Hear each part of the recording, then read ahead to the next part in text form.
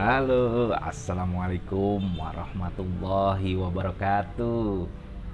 Gimana kabarnya semuanya di sana? Sehat-sehat ya? Ya, tetap jaga jarak, pakai masker dan cuci tangan dengan sabun atau hand sanitizer. Ingat, kita harus melawan virus corona. Oke, kita lanjutkan lagi pelajaran seni budaya yang kali ini masuk ke bab seni lukis. Kemarin saya sudah melihat beberapa yang sudah mengirimkan tugas, tapi ada juga sih yang lucu-lucu. Ada mata pelajaran yang lain tiba-tiba dikirimkan ke saya. Lalu ada yang membuat jawaban dengan hal-hal yang unik-unik dan aneh-aneh jawabannya, padahal kalian kan harusnya sudah melihat ya kan video pembelajaran yang saya berikan. Nah, di sana ada gambar-gambar. Bukan berarti kalian harus mencari tugas, tugas dan tugas. Lihat dan dengarkan dulu video pembelajaran dari saya. Ya. Nah, besok saya tidak mau seperti itu lagi ya.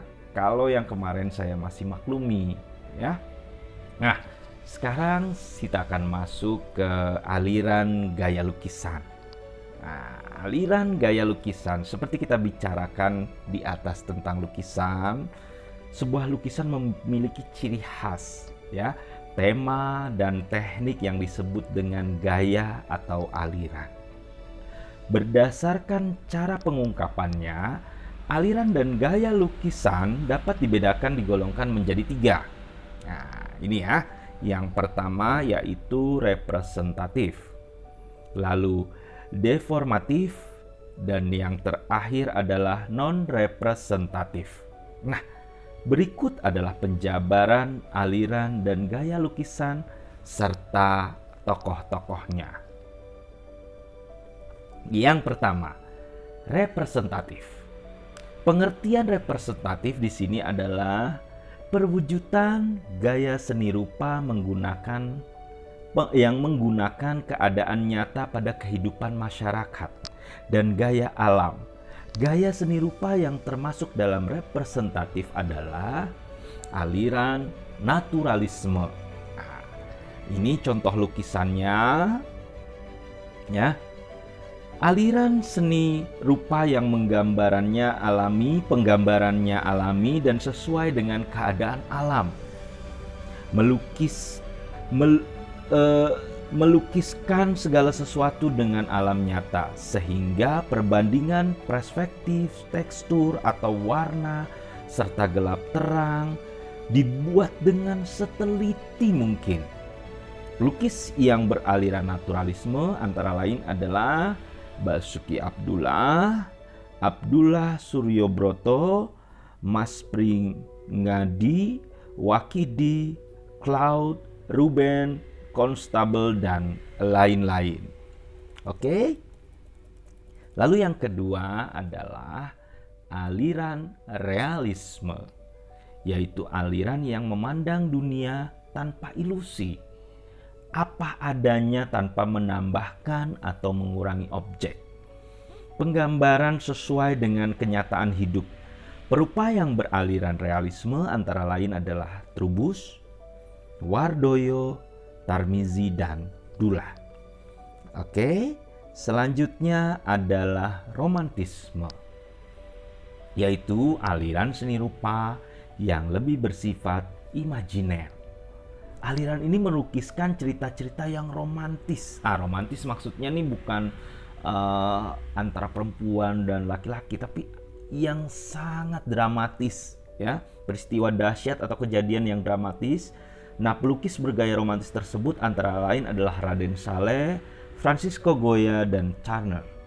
Nah, biasanya pada zaman dahulu kala kan kita belum punya foto ya. Nah, untuk menggambarkan peristiwa-peristiwa yang dramatis, biasanya pelukis ingin merepresentasi atau ingin menggunakan imajinasinya melihat peristiwa yang terjadi pada peristiwa dramatis itu. Oke. Lalu ke bagian berikutnya yaitu deformatif. Pengertian deformatif di sini adalah perubahan bentuk dari asli sehingga menghasilkan bentuk baru, namun tidak meninggalkan bentuk dasar aslinya. Aliran seni lukis yang tergolong dalam gaya deformatif antara lain adalah ekspresionisme, yaitu aliran seni rupa yang penggambarannya sesuai dengan keadaan jiwa sang perupa, yang spontan pada saat melihat objek karyanya. Perupa yang menggunakan aliran ini antara lain adalah Vincent van Gogh dan Affandi. Oke. Yang kedua adalah impresionisme, yaitu aliran seni rupa yang penggambarannya sesuai dengan kesan saat objek tersebut dilukis. Ya, perupa yang termasuk dalam aliran ini adalah Claude Monet, George Seurat, Paul Celan, Paul Gauguin, dan S. Sujoyono.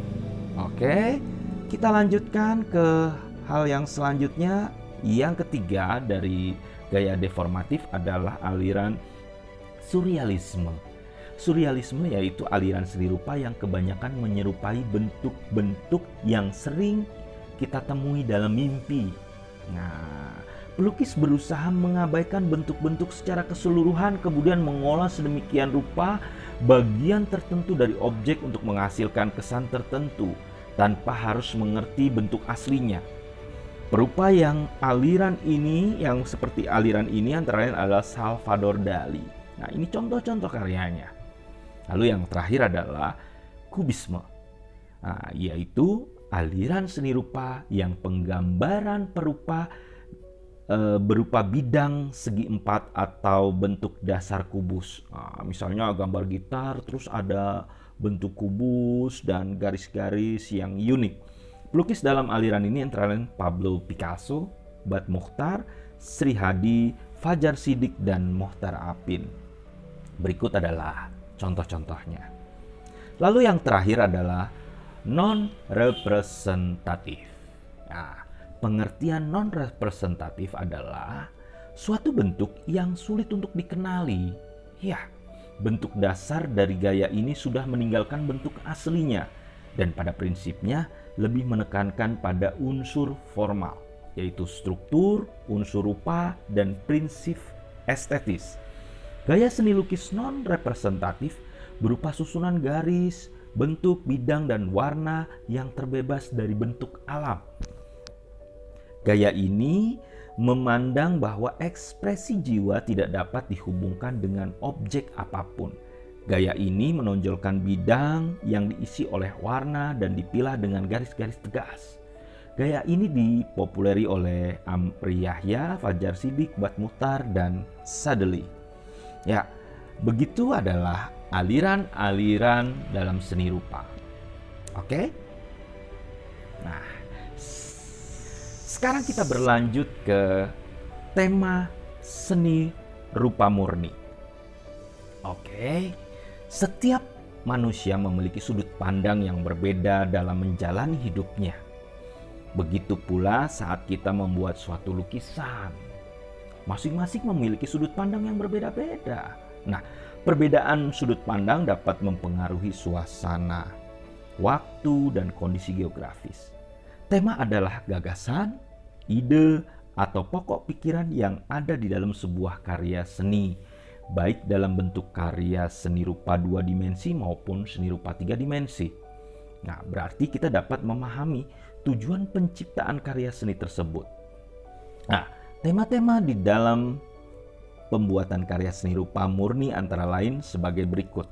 Yang pertama adalah hubungan antara manusia dengan dirinya. Ya, seni rupa merupakan salah satu media yang dapat digunakan untuk mengungkapkan gagasan atau ide dari seseorang, untuk mengungkapkan cita rasa keindahan manusia mewujudkan lewat media ekspresi. Nah, di dalam pengungkapan tersebut, kadang seorang menggunakan potret diri sendiri sebagai objek lukisannya, seperti pelukis Raden Saleh, Basuki Abdullah, Affandi, Sujoyono, dan Vincent van Gogh. Lalu yang kedua, hubungan manusia dengan manusia lain.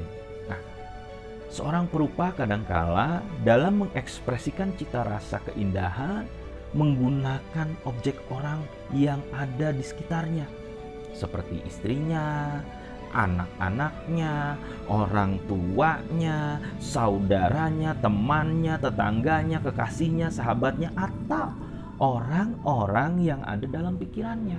Nah, inilah yang menjadi ide atau tema dalam melukis. Lalu yang ketiga, hubungan antara manusia dengan alam sekitar. Nah, alam sekitar sangat menarik bagi para manusia, ya, kayak misalnya kita seringlah jalan-jalan keluar, melihat pemandangan-pemandangan. Nah, ini adalah salah satu ungkapan cita rasa yang sering dijadikan objek untuk melukiskan. Misalnya kalau kita pergi ke tempat yang indah, saya bilang, kita sering bilang, wah ini indah banget ya, wah keren banget. Nah, alam bagi mereka adalah objek lukisan. Nah, tokoh pelukis yang sering menggunakan alam sebagai objeknya seperti Basuki Abdullah, Raden Saleh, Bustaman Dullah, Pringadi, Hengantuk, dan Wakidi, serta S. Sujoyono. Lalu yang keempat adalah hubungan antara manusia dengan benda. Nah, benda-benda di sekitar kita memiliki keunikan tersendiri. Mungkin mempunyai sejarah, kedekatan, atau apapun itu. Bagi para pelukis, ini menjadi objek lukisan, ya kan? Keunikan benda-benda tersebut ada yang berbentuk silindris, kubistis, organis, atau bentuk-bentuk bebas. Nah, benda-benda tersebut seperti gelas, cangkir, kendi, teko, vas bunga, guci, mungkin motor, dan lain-lainnya. Sepatu, lemari, buah-buahan, dan bunga-bungaan itu bisa dijadikan objek lukisan. Lalu yang kelima adalah hubungan antara manusia dengan aktivitasnya. Nah, aktivitas manusia dalam kehidupan sehari-hari yang beragam membuat seniman atau perupa sering mengabadikan kegiatan tersebut dalam media lukis. Lukisan menjadi sesuatu yang menarik apabila dalam pengambilan sudut pandang aktivitas dapat disusun sesuai dengan komposisi dan proporsi yang baik, disertai dengan gelap terang yang tepat. Nah, aktivitas manusia seperti kegiatan menari, membajak sawah, berburu, jual beli di pasar, mengembala ternak, aktivitas yang lainnya misalnya. Tokoh-tokoh perupa antara lain seperti Bardi Samista, Winata, dan Dullah. Dan yang terakhir adalah hubungan manusia dengan alam khayal. Ide, imajinasi, atau khayalan sering melintas dalam pikiran kita, baik secara sadar maupun saat tidak sadar atau mungkin tidur misalnya. Nah, khayalan yang muncul di benak perupa kadang-kadang diwujudkan dalam bentuk karya seni. Nah, hasil karya seni seperti ini sering disebut dengan karya seni surrealisme. Nah, tokoh-tokoh pelukisnya antara lain Salvador Dali, Ivan Sagita, Lucia Hartini, dan lain-lain. Oke, sampai di sini dulu ya. Untuk tugasnya silahkan kalian membuat minimal 5 pertanyaan. 5 pertanyaan bukan 5 jawaban, tapi 5 pertanyaan, dan tidak boleh sama satu sama yang lainnya Kalau sama nanti saya diskualifikasi. 5 pertanyaan mengenai gaya, aliran, dan tema dalam seni lukis. Oke, nanti silakan kalian buat di kolom tugas, boleh ditulis, difoto, boleh diketik langsung di tugas struktur itu juga boleh. Oke, ingat tidak boleh sama satu sama lainnya.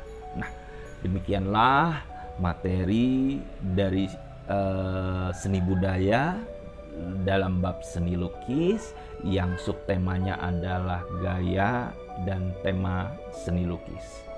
Saya Muhammad Junaidi Lubis mengucapkan terima kasih. Jangan lupa like, comment, and subscribe agar saya terus bisa mengembangkan channel YouTube saya. Terima kasih. Assalamualaikum warahmatullahi wabarakatuh.